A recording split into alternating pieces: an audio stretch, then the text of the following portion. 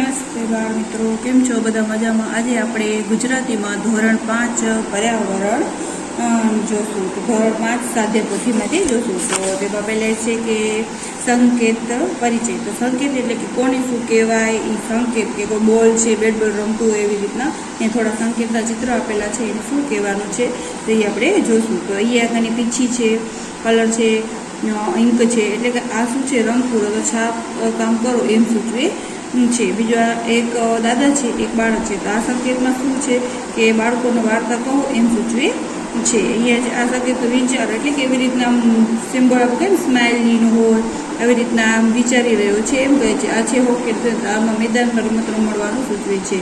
આ છે સંકેત કોરડું કલર. આ તમે કેમ રમે આસામાં લાલ, પીળો, લીલો ને એવા કલરનો આવે ને આ ડાવરા હોય એને એટલે કલર કહે છે. આ સંકેતમાં શું બાળકોનો સમૂહ અભિનય, ગીત અથવા વ્યક્તિગત અભિનય એટલે કે કોઈ એક્ટિંગ કરીને બતાવવાનું સૂચવે છે. આ સંકેતમાં શું હોય કે પ્રવૃત્તિ કરો, કે સોય દોરા પૂરવો કે દોરાથી છાપડી કરો એવી રીતના કાંઈ પણ પ્રવૃત્તિ કરો એમ સૂચવે છે. આ છે ઘોડો, તો ચેસનો.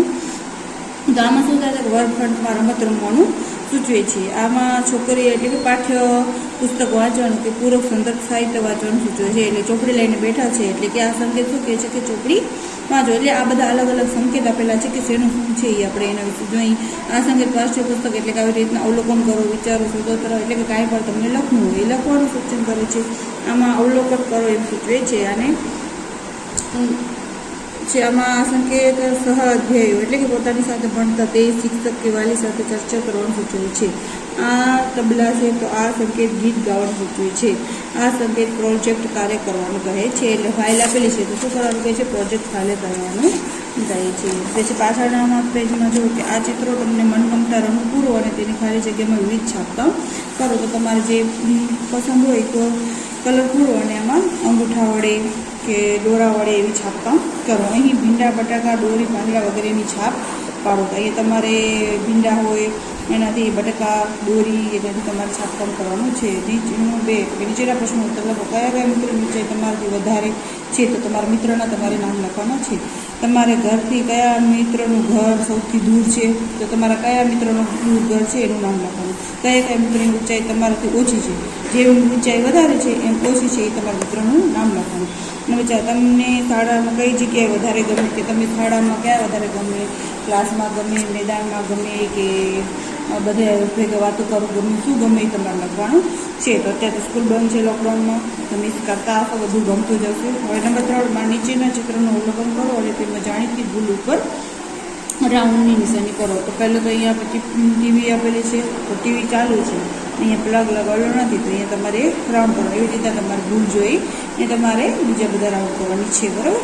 પછી અહીંયા છે કે તમારા મિત્ર વિશે લખો. તો તમારા મિત્ર કોઈ પણ તમને ગમતો હોય એના વિશે તમારે લખવાનું છે. તમારા મિત્રોનું નામ આ છે, અમે ભેગા ભણીએ છીએ, સ્કૂલ ભેગા જઈએ છીએ, ભેગા આવીએ છીએ, સાંજના રમીએ છીએ, ટ્યુશન જાય છે. એવી રીતે તમારો કોઈ પણ ફેવરેટ મતલબ બેસ્ટ ફ્રેન્ડ હોય એના વિશે તમારે લખવાનું છે. નંબર 5 ઘરથી શાળા સુધી આવતા તમે જોયેલી વસ્તુ નીચે કોષ્ટકમાં લખો.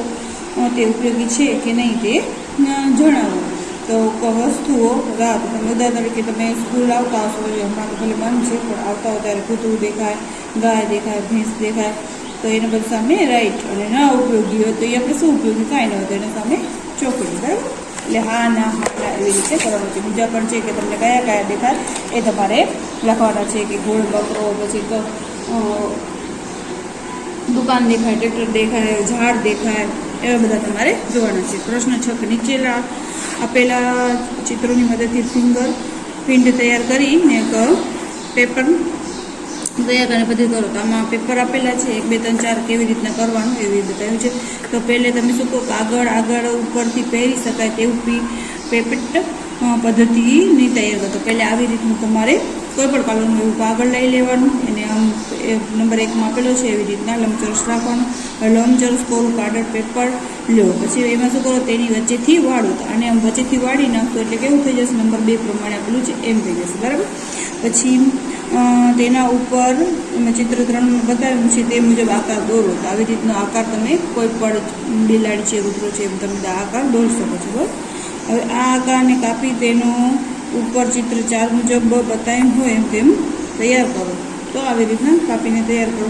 આ તૈયાર કરેલા મોહરની પાછળ ચિત્ર 5 મુજબ કાર્ડ પેપરની ભૂંગળી બનાવીને લાગો. આ રીતે તૈયાર કરેલા પેપરને આંગળીમાં પહેરવો. એટલે આવી રીતના તમારે ચિત્રોની તૈયારી કરવાની છે અને બતાવવાનું છે. Okay friends, bye bye. આ પગલું તમને સમજમાં આવ્યું હશે. Bye bye.